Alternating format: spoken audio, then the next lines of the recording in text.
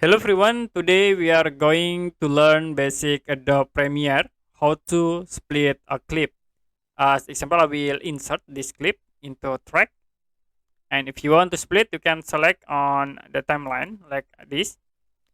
The next, use these tools, mark in, and then you can click mark out.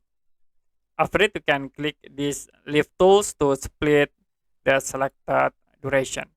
You can move like it to the right here, and then I will split again. So you can click at this point, use this mark in, mark out, and then you can click leave tools to split the clip. Okay, that's it for basic Adobe Premiere, how to split a clip. If you have any question about tutorial, you can comment below this video.